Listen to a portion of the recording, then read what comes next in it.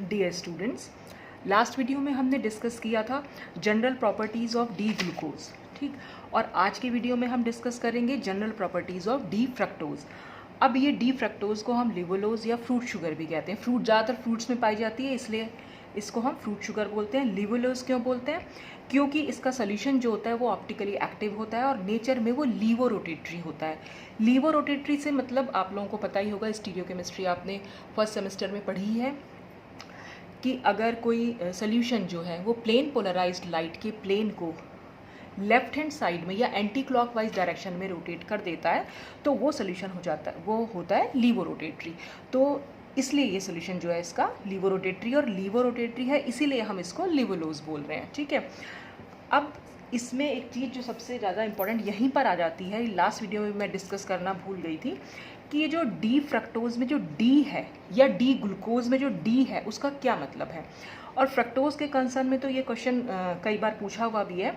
तो सबसे पहले तो बताऊं कि डी और एल ये हमारा नॉमेनक्लेचर होता है जो हम एब्सोल्यूट कॉन्फ़िगरेशन के लिए यूज़ कर लेते हैं। ये सब मैंने स्टीरियोकेमिस्ट्री के अपने वीडियो में डिस्कस भी किया है और हो सकता है आपने फर्स्ट सेमेस्टर में अच्छी तरह से पढ़ा हो तो आपको पता भी हो, ठीक है। तो अब ये डी और एल का क्या मतलब है? ये जो डी और एल नॉमेनक्लेचर है कार्बोहाइड्रेट्स का, एक्चुअल में ये हमने लिया है डी ग्लिसरल्डिहाइड से या एल ग्लिसरल्डिहाइड से। देखिए ये यहाँ पर ग्लिसरल्डिहाइड का स्ट्रक्चर है, एक होता है ये होता है हमारा डी ग्लिसरल्डिहाइड। और अगर मैं इसको ऐसे बना दूं CHO और OH इधर ले जाऊं, H इधर और CH2OH, तो ये हमारा हो जाएगा एल ग्लिसरल्डिहाइड। तो इसी को बेस बनाकर हमने जितने भी कार्बोहाइड्रेट्स हैं उनका डी और एल नाम दिया है।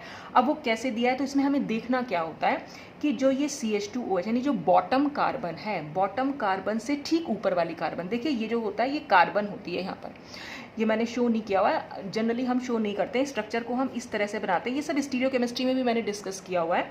तो ऐसे बनाते हैं, जो सेंटर में आ रहा है ये सब कार्बन्स होते हैं, ठीक है। अब जो ये बॉटम कार्बन यानी जो सबसे नीचे वाली कार्बन है उससे ठीक ऊपर वाली कार्बन को, यानी कि CH2OH अगर नीचे की साइड है तभी ये हम इसको अप्लाई कर पाएंगे। तो अगर जो CH2OH से ठीक ऊपर वाली कार्बन होती है, बस हमें उसमें OH को देखना होता है कि वो राइट हैंड साइड पर है या लेफ्ट हैंड साइड पर। जैसा कि आप डी ग्लिसरल्डिहाइड के केस में देख रहे हैं कि OH जो है वो राइट हैंड साइड पर है। तो जिन भी कार्बोहाइड्रेट्स में इस वाली कार्बन में OH राइट हैंड साइड पर होगा उसको हम D नाम दे देंगे, और जहाँ पर भी इस कार्बन से OH जो है वो लेफ्ट हैंड साइड पर होगा उसको हम L नाम दे देंगे। तो अगर हम चाहे तो ग्लूकोज की बात कर लीजिए चाहे फ्रक्टोज की, जो बॉटम स्ट्रक्चर है वो तो सेम रहता है, इतना सब स्ट्रक्चर तो ग्लूकोज और फ्रक्टोज का सेम ही है।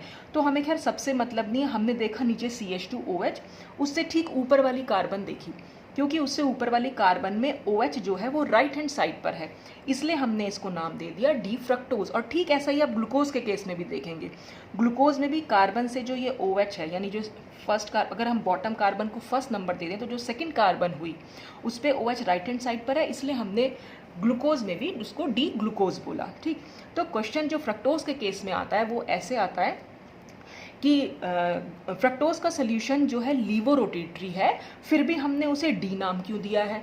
तो वो लीवोरोटेटरी से जो हम नाम देते हैं या जो भी हम नॉर्मल जो साइन हम यूज़ करते हैं, डेक्स्ट्रोरोटेटरी होता है ग्लूकोज का सोल्यूशन और फ्रक्टोज को होता है लीवोरोटेटरी। तो जो अगर लीवो या डेक्स्ट्रोरोटेटरी है उसके लिए जो हम नॉमेनक्लेचर यूज़ करते हैं वो स्मॉल डी या स्मॉल एल लिखते हैं। कैपिटल डी और कैपिटल एल हम एब्सोल्यूट कॉन्फ़िगरेशन के लिए लिखते हैं, और डी और एल हम उसका ऑप्टिकल एक्टिविटी बताने के लिए शो करते हैं। तो अगर सोल्यूशन डेक्स्ट्रोरोटेटरी है तो हम स्मॉल डी का इस्तेमाल करेंगे, और ऐसे ही अगर सोल्यूशन हमारा लीवोरोटेटरी है तो हम स्मॉल एल का इस्तेमाल करेंगे, या फिर डी की जगह कई कई बुक्स में आपको देखने को मिलेगा हमने प्लस भी यूज़ किया हुआ है और एल के लिए हम माइनस साइन यूज़ कर लेते हैं। तो जो ये नॉमेनक्लेचर है ये तो हम ऑप्टिकल एक्टिविटी दिखाने के लिए कि सोल्यूशन ने प्लेन पोलराइज्ड लाइट के प्लेन को किस डायरेक्शन में रोटेट किया है, बस ये वो डायरेक्शन को शो करता है। जबकि डी और एल होते हैं इसके एब्सोल्यूट कॉन्फ़िगरेशन। तो अगर एग्जाम में ऐसे क्वेश्चन आता है तो आप आराम से उसका आंसर दे सकते हैं, और ये क्वेश्चन कई बार पूछा हुआ भी है, ठीक है। तो यहाँ पर ये इसकी फिजिकल प्रॉपर्टीज़ हैं। अब आती हैं इसकी रिएक्शंस। डी फ्रक्टोज का मैंने आपको पहले ही बताया था, ग्लूकोज में भी दो स्ट्रक्चर हमारे पॉसिबल है, ओपन चेन और रिंग स्ट्रक्चर, और ऐसे ही फ्रक्टोज में भी है, और ये स्ट्रक्चर हम अपने नेक्स्ट वीडियो में डिस्कस भी करने वाले हैं। तो जो ओपन चेन स्ट्रक्चर है उस ओपन चेन में कीटो ग्रुप जो है वो प्रेजेंट होता है। जैसे डी ग्लूकोज में एल्डिहाइडिक ग्रुप प्रेजेंट था, ऐसे ही फ्रक्टोज में जो होता है वो कीटोनिक ग्रुप प्रेजेंट होता है। तो अब हम इसकी रिएक्शंस देखेंगे। रिएक्शन में सबसे पहले ऑक्सीडेशन। अब देखिए ये आपके सामने स्ट्रक्चर ओपन चेन मैंने बना रखा है, ठीक है। अब ग्लूकोज का अगर आपको याद हो उसमें फर्स्ट कार्बन पर ही एल्डिहाइडिक ग्रुप था, ठीक है। यहाँ पर है सेकंड कार्बन पर कीटोनिक ग्रुप। अब ऑक्सीडेशन इसमें क्या लिखा हुआ है? ऑक्सीडेशन नॉर्मली जब मैंने ग्लूकोज के बारे में बताया था तो आपको दो ऑक्सीडेशन बताए थे, दो टाइप के। एक होता था माइल्ड ऑक्सीडेशन और एक होता था ड्रेस्टिक ऑक्सीडेशन। यहाँ पर अगर हम बात करें तो माइल्ड ऑक्सीडेशन यहाँ पर पॉसिबल नहीं है। तो D fructose does not react with mild oxidising agent such as bromine water. जैसे ग्लूकोज ने ब्रोमीन वाटर के साथ रिएक्ट किया था, लेकिन फ्रक्टोज जो है वो ब्रोमीन वाटर के साथ या जो माइल्ड ऑक्सीडाइजिंग एजेंट हैं उनके साथ रिएक्ट नहीं कर पाता। ये सिर्फ स्ट्रॉन्ग ऑक्सीडाइजिंग एजेंट्स के साथ ही रिएक्ट करता है। तो with strong oxidising agents such as HNO3 a mixture of glycolic acid and tartaric acid is obtained. यानी कि स्ट्रॉन्ग ऑक्सीडाइजिंग एजेंट जैसे कि HNO3 के साथ अगर हम इसकी रिएक्शन कराएं तो हमें ग्लाइकोलिक एसिड और टार्टरिक एसिड का मिक्सचर मिलता है। अब क्वेश्चन ये अराइज होता है कि आखिर ग्लूकोज तो रिएक्ट कर रहा था माइल्ड ऑक्सीडाइजिंग एजेंट के साथ, तो ये क्यों नहीं कर रहा है, फ्रक्टोज क्यों नहीं कर पा रहा है? क्यों? वो इसका रीज़न ये है कि यहाँ पर जो कीटोनिक ग्रुप प्रेजेंट है, एक्चुअली कीटोन को ऑक्सीडाइज करना वो बहुत इजीली ऑक्सीडाइज नहीं होते हैं, उनका ऑक्सीडेशन बहुत मुश्किल से होता है, ड्रास्टिक ऑक्सीडेशन होता है। तो उसके लिए हमें स्ट्रॉन्ग ऑक्सीडाइजिंग एजेंट्स यूज़ करने पड़ते हैं। और ग्लूकोज में क्योंकि एल्डिहाइडिक ग्रुप प्रेजेंट है और एल्डिहाइड जो है वो ईजिली ऑक्सीडाइज हो सकते हैं, वो माइल्ड ऑक्सीडाइजिंग एजेंट से भी ईजिली ऑक्सीडाइज हो जाते थे, तो इसलिए वहाँ पर हम माइल्ड ऑक्सीडाइजिंग एजेंट का यूज़ कर सकते हैं, लेकिन फ्रक्टोज के केस में हम ऐसा नहीं कर पाएंगे। तो यहाँ पर हमने स्ट्रॉन्ग ऑक्सीडाइजिंग एजेंट लिया। अब ये स्ट्रॉन्ग ऑक्सीडाइजिंग एजेंट क्या करता है, ये यहाँ कार्बन कार्बन के बीच के बॉन्ड को ब्रेक कर देता है। तो यहाँ पर ये जो सेकंड कार्बन के बाद का बॉन्ड है ये ब्रेक हो जाता है। जब ये ब्रेक हो जाता है तो जो नीचे वाला ग्रुप है, जो कीटोनिक ग्रुप है, उसका ऑक्सीडेशन हो जाएगा, और जब उसका ऑक्सीडेशन होगा तो हमें यहाँ पर एसिडिक, ये मैंने आपको लास्ट वीडियो में बताया भी था कि एल्कोहल्स जब भी ऑक्सीडाइज होते हैं तो एल्डिहाइड कीटोन देते हैं, और एल्डिहाइड कीटोन जब ऑक्सीडाइज होंगे तो वो कार्बोक्सिलिक ग्रुप देंगे। तो बिल्कुल वही यहाँ पर हुआ है कि यहाँ पर हमें एसिडिक ग्रुप मिल गया, तो ये ग्लाइकोलिक एसिड बना। अब बची ये 4 कार्बन, क्योंकि बॉन्ड यहाँ से ब्रेक हुआ है, तो अब ये ऊपर वाला एल्कोहलिक ग्रुप है ये भी ऑक्सीडाइज हो जाएगा फाइनली कार्बोक्सिलिक ग्रुप में। एल्कोहल से पहले एल्डिहाइड बनेगा और एल्डिहाइड से फिर हमारा ये, तो क्योंकि हमने स्ट्रॉन्ग ऑक्सीडाइजिंग एजेंट लिया तो डायरेक्टली जो है ये इसे कार्बोक्सिलिक ग्रुप में ऑक्सीडाइज कर देता है। तो इस तरह से हमें टार्टरिक एसिड और ग्लाइकोलिक एसिड का मिक्सचर यहाँ पर देखने को मिलता है। तो आप इसका स्क्रीनशॉट लेके रख सकते हैं। अच्छा, अब आती है इसमें second reaction, action as a reducing agent. जैसे कि ग्लूकोज था, ग्लूकोज क्या करता था, टॉलेंस रिएजेंट और फेलिंग सोल्यूशन को इजीली रिड्यूस कर देता है। फेलिंग सोल्यूशन से वो क्या बनाना था, क्यूप्रस ऑक्साइड, और टॉलेंस रिएजेंट को वो सिल्वर मिरर में ऑक्सीडाइज कर दे रहा था। अब यहाँ पर क्योंकि फ्रक्टोज में कीटोनिक ग्रुप प्रेजेंट है, वहाँ एल्डिहाइड ग्रुप प्रेजेंट था। अब एल्डिहाइड और कीटोन में ये डिफरेंस होता है कि एल्डिहाइड तो वो इजीली टॉलेंस रिएजेंट और फेलिंग सोल्यूशन को रिड्यूस कर देते हैं, लेकिन कीटोन्स उन्हें रिड्यूस नहीं कर पाते। लेकिन यहाँ पर डी फ्रक्टोज में कीटोनिक ग्रुप होने के बावजूद भी वो इन टॉलेंस रिएजेंट या फिर फेलिंग सोल्यूशन को रिड्यूस कर देता है, और इसीलिए यहाँ पर लिखा हुआ है D fructose differs from simple ketones in being a strong reducing agent. इसका क्या मतलब हुआ, इसका ये मतलब हुआ डी फ्रक्टोज जो है वो सिंपल कीटोन से अपने नेचर को डिफरेंट बनाता है, एक स्ट्रॉन्ग रिड्यूसिंग एजेंट की तरह बिहेव करके।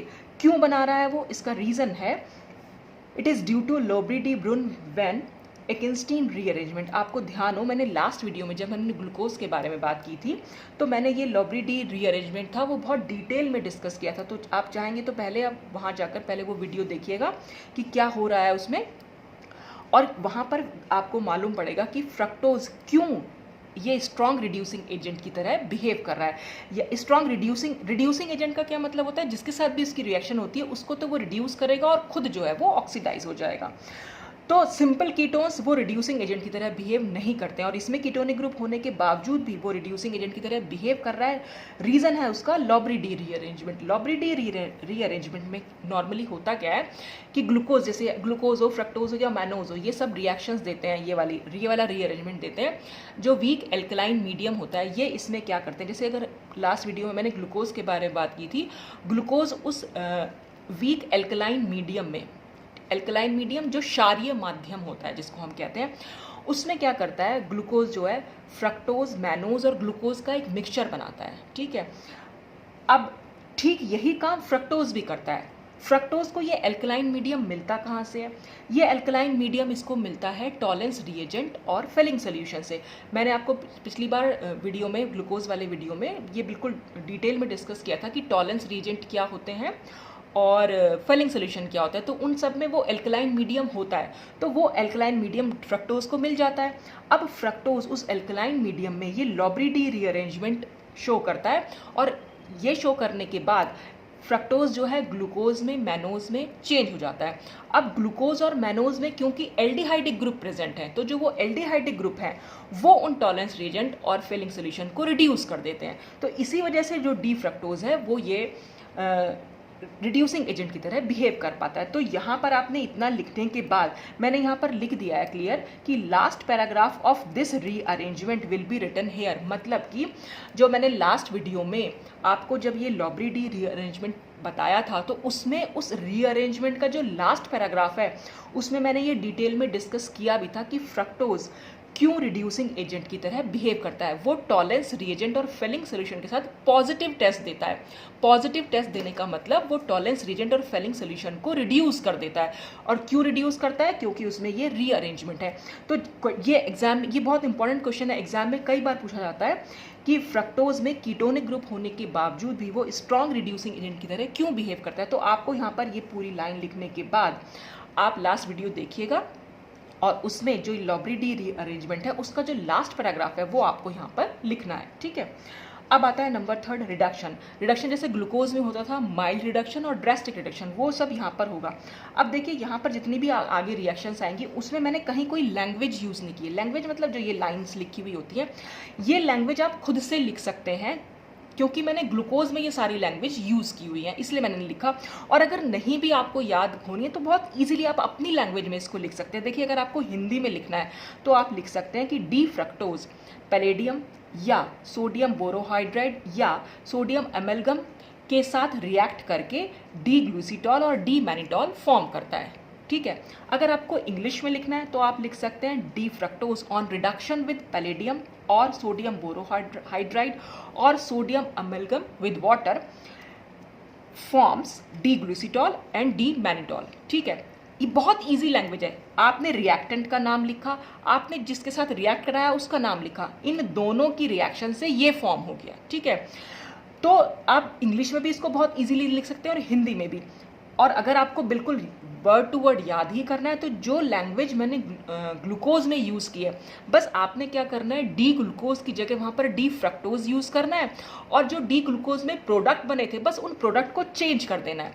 क्योंकि यहाँ पर हो सकता है आपको सिमिलर प्रोडक्ट भी मिले, हो सकता है आपको डिफरेंट प्रोडक्ट भी मिले। जैसे कि ग्लूकोज के केस में क्या था, अगर हम ये रिडक्शन कराएं माइल्ड रिडक्शन, तो वहाँ पर खाली डी ग्लूसीटॉल ही बनेगा, ये वहाँ पर नहीं फॉर्म होता। तो वहाँ पर तो खाली डी ग्लूसीटॉल का ही फॉर्मेशन बताया गया है, लेकिन यहाँ पर डी मैनिटॉल भी है, तो लैंग्वेज आपने वही यूज़ की, बस उसमें एंड डी मैनिटॉल और ऐड कर दिया। तो इसलिए मैंने ज़्यादातर, क्योंकि ये रिएक्शंस की लैंग्वेज बिल्कुल ग्लूकोज जैसी है, इसलिए मैंने लैंग्वेज को यहाँ पर यूज़ नहीं किया है। तो आप चाहे तो अपनी लैंग्वेज में, चाहे लास्ट वीडियो की लैंग्वेज आप कॉपी कर सकते हैं, बस डी ग्लूकोज की जगह डी फ्रक्टोज। और जो प्रोडक्ट्स तो आप समझते ही होंगे, ये प्रोडक्ट्स होते हैं जो रिएक्शन के बाद बनते हैं, जो रिएक्शन से पहले हम यूज़ करते हैं उनको हम रिएक्टेंट्स बोलते हैं, ठीक है। तो यहाँ पर डी फ्रक्टोज और रिडक्शन, क्योंकि यहाँ पर रिएक्शन जो हो रही है वो कीटोनिक ग्रुप पर ही हो रही है, बाकी सब आपको लग रहा होगा सब सेम ही है, ये जो ग्रुप है ये सारे ग्रुप सब सेम है, सिर्फ यहाँ पर चेंज हो देखने को मिल रहा है। अब जैसे ही हम इसका रिडक्शन कराएंगे, रिडक्शन से क्या होगा, रिडक्शन का मतलब होता है एडिशन ऑफ हाइड्रोजन, हाइड्रोजन का जुड़ जाना है। हाइड्रोजन, एक हाइड्रोजन यहाँ जुड़ेगी और एक हाइड्रोजन यहाँ जुड़ेगी। जैसे ही इस पर दो हाइड्रोजन दोनों तरफ जुड़ती हैं तो ये कार्बन जो यहाँ पर सिर्फ जैसे कह सकते हैं कि प्लानर स्ट्रक्चर था, यहाँ पर ये एसिमेट्रिक कार्बन एटम बन जाता है। एसिमेट्रिक कार्बन से मतलब जिस कार्बन से 4 डिफरेंट ग्रुप जुड़े हुए हों। तो जैसे ही एसिमेट्रिक कार्बन एटम बनेगा हमेशा उसके 2 स्ट्रक्चर पॉसिबल होंगे। क्यों पॉसिबल होंगे? क्योंकि C से OH को हम राइट हैंड साइड पर भी दिखा सकते हैं और C से OH को हम लेफ्ट हैंड साइड पर भी दिखा सकते हैं। इस तरह से हमारे पास 2 आइसोमर्स जो हैं वो फॉर्म हो जाते हैं। तो ये दोनों आपस में आइसोमर्स हैं, डी ग्लूसीटॉल है और ये डी मैनिटॉल है। तो जब भी कभी एसिमेट्रिक कार्बन बनेगा हमेशा वहाँ पर 2 पॉसिबिलिटीज़ हो सकती हैं, ठीक है। ये आप देख लीजिएगा खुद से। ये तो था हमारा माइल्ड ऑक्सीडेशन जो सिर्फ कीटोनिक ग्रुप पर ही हुआ। जब हम इसका ड्रास्टिक ऑक्सीडेशन कराएंगे तो ये जितने भी ग्रुप्स हैं, चाहे वो अल्कोहल ग्रुप हो चाहे वो कीटोनिक ग्रुप हो, सब के सब जो है रिड्यूस हो जाएंगे, हाइड्रोकार्बन में चेंज हो जाएंगे, जैसा कि डी ग्लूकोज के केस में भी हुआ था। अगर हम रेड फॉस्फोरस और HI के साथ इसको रिड्यूस कराएं, स्ट्रॉन्ग रिड्यूसिंग एजेंट हमने ले लिया है यहाँ पर और इसको रिड्यूस करा रहे, तो सारे ग्रुप्स जो है रिड्यूस होकर ये एन हेक्सेन यानी नॉर्मल हेक्सेन हमें दे देते हैं। अब आता है नेक्स्ट है रिएक्शन विद HCN। जैसे ग्लूकोज के केस में साइनोहाइड्रिन्स बन रहे थे, बिल्कुल वही यहाँ पर भी साइनोहाइड्रिन्स फॉर्म होंगे। HCN है, H पे पॉजिटिव चार्ज है और CN पे नेगेटिव चार्ज है। ये सब मैंने पिछले वीडियो में डिस्कस किया था, तो मैं बहुत शॉर्ट में बता रही हूँ। ऐसे ही कार्बोनिल ग्रुप में ये बॉन्ड अगर हम यहाँ शिफ्ट कराएंगे तो ऑक्सीजन पर आएगा नेगेटिव चार्ज, कार्बन पर आएगा पॉजिटिव चार्ज। ज़्यादातर रिएक्शन कार्बोनिल ग्रुप्स की पॉजिटिव और नेगेटिव चार्ज पर ही डिपेंड करती है। आपको रिएक्टेंट में अगर पॉजिटिव नेगेटिव चार्ज पता है और इस पे पॉजिटिव, तो बस इसके पॉजिटिव को इसके नेगेटिव से, इसके नेगेटिव को इसके पॉजिटिव से आपको ज्वाइन करना होता है और कुछ नहीं करना। बहुत सिंपल रिएक्शंस होती हैं कार्बोनिल ग्रुप्स की। तो बस यहाँ पर O पर अगर नेगेटिव चार्ज है और इसके H पर पॉजिटिव, तो O के साथ H जुड़ जाएगा और कार्बन पर क्योंकि पॉजिटिव चार्ज था और CN पे नेगेटिव था, तो CN जो है वो इस कार्बन से जुड़ जाएगा। ठीक, अब देखिए जैसे ही इस पे H और CN जुड़ेंगे जाके फिर से ये एसिमेट्रिक बन जाएगा। तो एक में OH को हम राइट हैंड साइड पर दिखा सकते हैं, एक में OH को हम लेफ्ट हैंड साइड पर दिखा सकते हैं। और ऐसा क्यों हुआ होगा ये सब भी मैं पिछले वीडियो में डिस्कस कर चुकी हूँ। देखिए जो हमारा कीटोनिक ग्रुप था वो हमने कुछ इस तरीके से दिखाया था।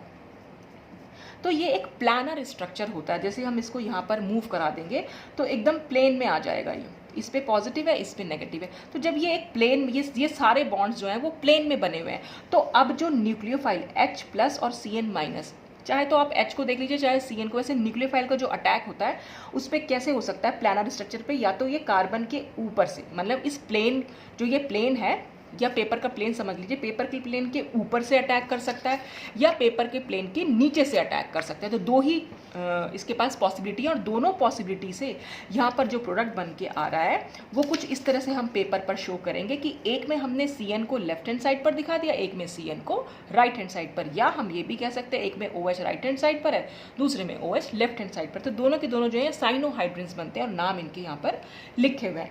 बाकी सब कुछ स्ट्रक्चर जो है वो सेम रहेगा, सिर्फ इतने स्ट्रक्चर में चेंज होके आएगा। तो आप इसका भी स्क्रीनशॉट ले लीजिए। अच्छा, नेक्स्ट रिएक्शन क्या है?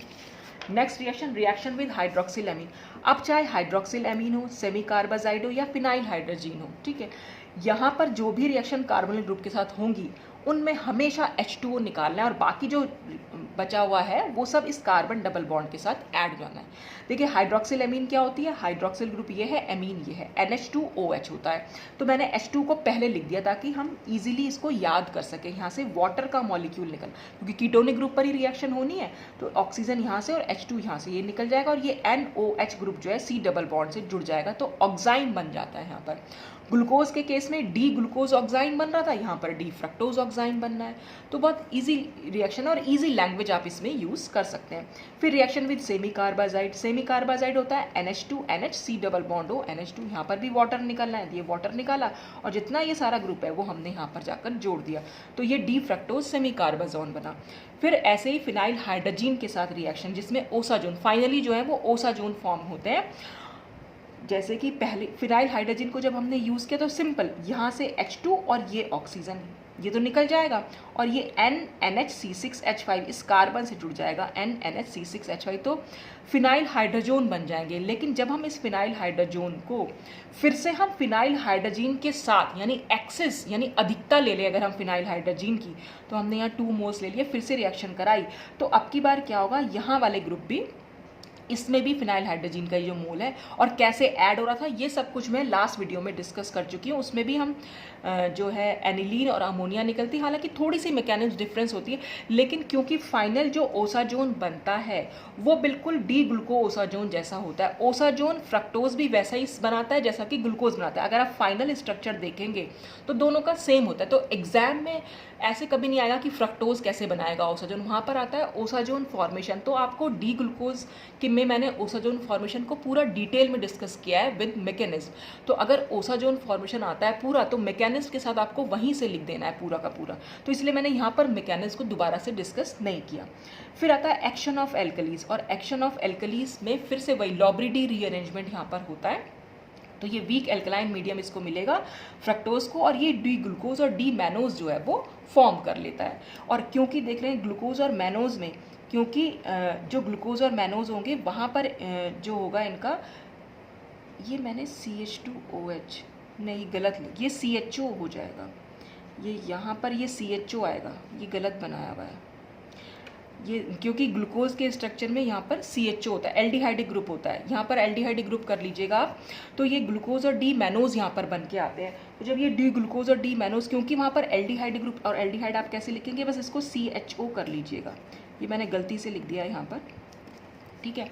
तो CHO और CHO हो जाएंगे दोनों के दोनों, और क्योंकि इनमें एल्डिहाइडिक ग्रुप प्रेजेंट हैं तो इसीलिए जब हम इनकी रिएक्शन करा देते हैं, वही जो मैंने अभी आपको बताया था रिड्यूसिंग एजेंट की तरह कैसे बिहेव करता है, क्योंकि ये एल्कलाइन मीडियम है, इसे वहाँ पर टॉलेंस रिएजेंट और फेलिंग सोल्यूशन से मिल जाता है, और इस एल्कलाइन मीडियम में ये डी ग्लूकोज और डी मैनोज फॉर्म करता है। तो इसीलिए ये एल्डिहाइडिक ग्रुप आसानी से रिड्यूसिंग एजेंट, मतलब जो फेलिंग सोल्यूशन है या टॉलेंस रिएजेंट को ईजिली रिड्यूस कर देता है, और इसीलिए हम कह सकते हैं कि फ्रक्टोज जो है एक रिड्यूसिंग एजेंट की तरह बिहेव करता है। तो ये लॉबरी-डी रीअरेंजमेंट में मैंने बहुत पूरा डिस्कस किया हुआ है, तो यहाँ पर दोबारा से डिस्कस करने की उसे ज़रूरत नहीं है। तो एक्शन ऑफ एल्कलीज में थोड़ा बहुत उसमें जो लैंग्वेज यूज़ कर रखी है वो शुरुआत वाली, बस वही आप इसमें यहाँ पर लिख के दिखा सकते हैं, ठीक। अब इसके बाद नेक्स्ट है रिएक्शन। अब थी हमारी ये ओपन चेन स्ट्रक्चर की वजह से, अब हमारी आती है reactions of the cyclic forms of fructose. तो जो उसकी साइक्लिक फॉर्म है उसकी वजह से जो रिएक्शंस होगी वो सब यहाँ पर डिस्कस की हुई हैं। तो यहाँ पर सबसे पहली रिएक्शन आ रही है रिएक्शन विद एसिटिक एनहाइड्राइड। इसको भी मैंने लास्ट वीडियो में बहुत डिटेल में डिस्कस किया था। ये हम दिखा रहे हैं रिंग स्ट्रक्चर इसके दो तरीके के हो जाएंगे, एक अल्फा डी फ्रक्टोज होता है, दूसरा बीटा डी फ्रक्टोज होता है, दोनों एक दूसरे के एनोमर्स होते हैं। अब एनोमर्स क्या होंगे ये भी हम आने वाले वीडियो में डिस्कस करेंगे। ये जो यहाँ पर एनोमेरिक कार्बन होती है, बस सिर्फ इसमें और इसमें ही कन्फिगरेशन में चेंज होता है, बाकी सब कुछ आपको सेम मिलेगा यहाँ देखने के लिए, ठीक है। इसमें CH2OH ऊपर OH नीचे होता है, इसमें CH2OH नीचे और OH ऊपर होता है, बस इतना ध्यान रखना है। ये अल्फा डी फ्रक्टोज है और ये बीटा डी फ्रक्टोज है, दोनों एक दूसरे के साथ इक्विलिब्रियम में है। तो अगर हम इसकी रिएक्शन कराएं एसिटिक एनहाइड्राइड के साथ इन प्रेजेंस ऑफ पिरिडीन, तो क्या होगा ये मैंने बताया भी था, फिर से हमें यहाँ पर यही करना है। देखो पिरिडीन जो है वो बेस है, बेस का क्या काम होता है, जहाँ भी उसे एसिडिक हाइड्रोजन दिखाई देती है, जो हाइड्रोजन ईजिली निकल जाए तो वो ये निकाल लेता है। तो जितने भी OH आपको दिखाई दे रहे हैं सबसे एक एक H+ जो है वो ये निकाल लेगा। तो जब ये H+ निकाल लेगा तो O के ऊपर यहाँ पर सिर्फ O नेगेटिव बचेगा। देखिए अगर रिएक्शन में दिखाऊँ आपकी, सपोज ये OH ग्रुप है, ठीक है। इस OH ग्रुप के साथ अगर मैं आपको रिएक्शन दिखा रही हूँ CH3C+O, ये हमारा है एसिटिक एनहाइड्राइड। तो रिएक्शन यहाँ से इलेक्ट्रोफाइल मिलता है हमें। अब वो कैसे मिलता है उतना डिटेल में तो मैं नहीं जाऊँगी। ये बॉन्ड यहाँ से ब्रेक होता है, इस पर आता है नेगेटिव चार्ज, इस पर आता है पॉजिटिव चार्ज। यहाँ पर भी ऑक्सीजन से H तो निकाल लिया जाएगा क्योंकि पिरिडीन हमारे पास प्रेजेंट है, तो यहाँ खाली हमारे पास O नेगेटिव बचेगा और एक H+ अलग से है, ठीक है। तो यहाँ पर जो इसका पॉजिटिव पार्ट है यानी CH3CO वो इस ऑक्सीजन से जाकर जुड़ जाता है। तो जब ये इससे जुड़ेगा तो ये इस तरह से हम इसको दिखा सकते हैं, ये आगे बॉन्ड बना हुआ है, ठीक है। और जो ये H+ है वो इसके नेगेटिव पार्ट से जुड़ जाएगा, यानी हमारे पास यहाँ OH हो जाएगा, C+O और CH3। ये पूरा पार्ट मैंने यहाँ लिख दिया H के साथ, और इसके साथ मैंने ऑक्सीजन जोड़ दिया। तो इस ग्रुप को हम AC भी लिख सकते हैं, तो मैंने इसीलिए सब जगह OAC एसाइल ग्रुप होता है ये, ठीक है। CH3CO एसिटाइल ग्रुप है ये, तो ये मैंने AC लिखा हुआ है यहाँ पर। तो CH3CO का मतलब होता है AC, मतलब AC शॉर्ट में लिखा हुआ है, क्योंकि बड़ा इतना सारा CH3CO लिखेंगे तो बहुत जगह हो जाती है, तो जनरली बुक्स में इसको AC की तरह हम लिख देते हैं। तो यहाँ पर डी फ्रक्टोज पेंटा एसिटेट बनेगा, और बाकी जो एसिटिक एसिड्स हैं, क्योंकि सबसे हमारा एक एक H निकला है, 5 ही हाइड्रोक्सिल ग्रुप हमें यहाँ दिख रहे हैं, तो 5 ही हाइड्रोजन निकलेंगे, तो 5 हाइड्रोजन जो है यहाँ रिएक्ट करेंगे और एसिटिक एसिड जो है बना लेंगे। तो इस तरह से अल्फा डी फ्रक्टोज पेंटा एसिटेट, और ऐसे ही मैंने बीटा डी फ्रक्टोज की भी रिएक्शन में दिखा दी है। तो बीटा डी में बस इतना, सिर्फ इतना चेंज हो जाएगा, यहाँ पर CH2OAC ऊपर है, यहाँ पर CH2OAC नीचे आएगा और OAC जो है ऊपर आएगा। तो मैंने स्ट्रक्चर नहीं बनाया, वो आप खुद से यहाँ पर बना सकते हैं। फिर है रिएक्शन विद एल्कोहल्स, एल्कोहल्स के साथ वही मिथाइल एल्कोहल की रिएक्शन को दिखा दी, जो इसका OH है और इसका H है वो आपस में निकल जाएंगे, जो ये OCH3 ग्रुप है ये पूरा का पूरा यहाँ पर जुड़ जाएगा। ऐसे ही आप बीटा डी फ्रक्टोज का स्ट्रक्चर बनाकर उसकी भी रिएक्शन दिखा सकते हैं। और लास्ट रिएक्शन है इसमें फर्मेंटेशन। फर्मेंटेशन जैसे ग्लूकोज के केस में सेम लैंग्वेज आपको यूज़ करनी है जो मैंने वहाँ पर लिखी हुई है। तो डी फ्रक्टोज में भी हम जाइमेज एंजाइम, ये एंजाइम ज़रूर याद रखिएगा। कई बार जो ये जो ऑल्टरनेटिव क्वेश्चंस आते हैं हमारे चॉइस मल्टीपल चॉइस वाले, उसमें ये क्वेश्चन कई बार पूछ लेते हैं कि बहुत सारे आपको वो दिए हुए होंगे एंजाइम्स कि डी फ्रक्टोज में हम कौन सा एंजाइम जो है यूज़ करते हैं फर्मेंटेशन के लिए। तो डी ग्लूकोज और डी फ्रक्टोज दोनों में हम जाइमेज एंजाइम यूज़ करते हैं और हमारा जो प्रोडक्ट बनता है वो इथाइल अल्कोहल और कार्बन डाइऑक्साइड। तो ये पूरी रिएक्शंस थी डी फ्रक्टोज की। तो जनरल प्रॉपर्टीज़ जो थी डी ग्लूकोज की मैंने लास्ट वीडियो में डिस्कस करी और डी फ्रक्टोज की अब, और नेक्स्ट वीडियो में हम अब इन्हीं दोनों का स्ट्रक्चर भी डिस्कस करेंगे। तो आज के लिए बस इतना ही। Thanks for watching.